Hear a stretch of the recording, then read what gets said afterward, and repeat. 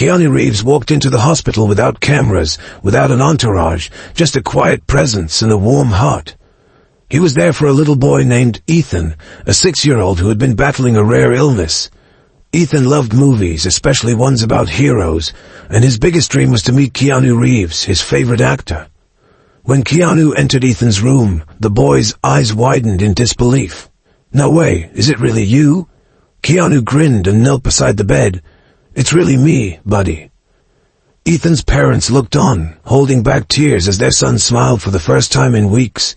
Keanu talked with Ethan about his favorite movies, acted out slow-motion fight scenes, and even taught him a few tricks from The Matrix. The boy laughed so hard that even the nurses passing by stopped to watch, their eyes soft with emotion. Then Keanu said, "I have a surprise for you." From his bag he pulled out something unexpected, a handwritten story. "I wrote this just for you," he said, placing it in Ethan's hands. "It's about a brave warrior named Ethan, who fights battles in a world full of magic and never ever gives up." Ethan's small fingers traced the pages, his eyes shining. "You wrote this? For me?" Keanu nodded. "Because you're a hero, too." Tears welled in Ethan's eyes, and without thinking he reached out and hugged Keanu tightly. The entire room fell silent, watching this moment of pure love and kindness. Even the doctors, used to seeing suffering, found themselves deeply moved. As Keanu left the hospital, the head nurse stopped him. "You have no idea what you just did," she whispered. "Ethan hasn't smiled like that in months." Keanu just gave a small, knowing smile. Sometimes a little kindness is the best medicine.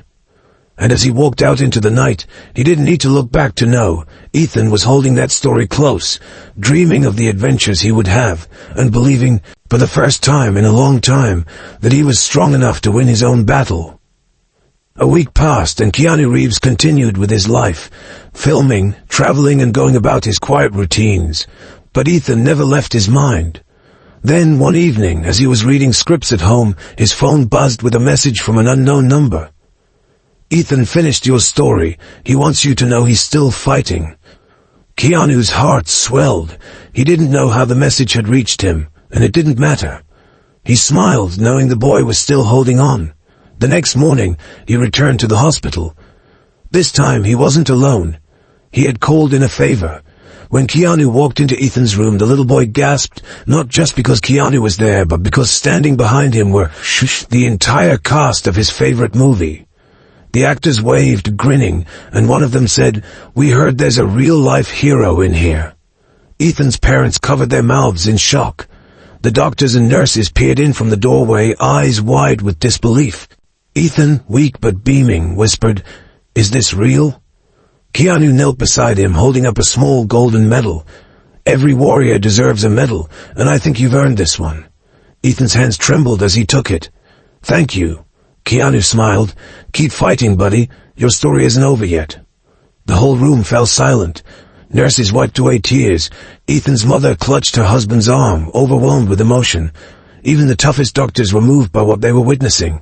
And then, for the first time in what felt like forever, Ethan laughed, loud, pure, full of life. Keanu laughed with him, along with everyone else in the room, because at that moment they all knew this wasn't just a visit, it was hope. And sometimes hope was the greatest surprise of all. Debye Dai Cherden Viskovin Fiso Swap Rovis Governet But Bozarovid and Dus Biznetsis Fasofs Jorsis Sofs Fashrit Son Burwood Haven Gisosts Zimatian Fricket Thrill But a Profant Nefit Dambi from Fao Butai Anakubir of Habnabert Polgad Bienofi for Biozem Tov the occurred what's for him on a Zilfin. Of this so tunfig oijoth, siu show. Tazua profigo and epidurs arufid wuchi curb this. Bizdexi feb co-rise bihord zizis tabias erbite good be verser par. Whatever the egu be he, zibitinotim a trill will be able that's effit and goblets on far per tem. Heard half west yon guns do anything for bigum zimmer tam for good guard or figure on the mood for eat. I will come to here has, if ever tin for cockazon fitates you, our people for Greek of the guy. You talk to my profis Belnepper, those are will kabuchi curb those. Bizdek tea curb co ards be lords in this radius are wicked with will preser palabed. Orbregel Bulfway Gibbs, a befinner trivial booze befestigt nafiten delbers som farbrete. Vårt här för bäst Johnny Hörns du än fick begum zem tawet med ködon för gnona till däge. Where cloven hers, the third thin for dovia.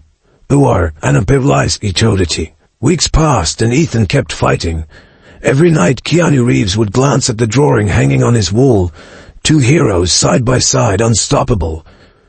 Whenever he looked at it, he felt something powerful inside him, a quiet belief that Ethan would make it. Then one day his phone buzzed. It was a video message from Ethan's mother. With a deep breath, Keanu pressed play. The screen flickered, and there was Ethan sitting up in bed, his face glowing with excitement. "Hey Keanu," he said, his voice stronger than before. "Guess what?" He paused for dramatic effect, then lifted his arms into the air. "I'm going home."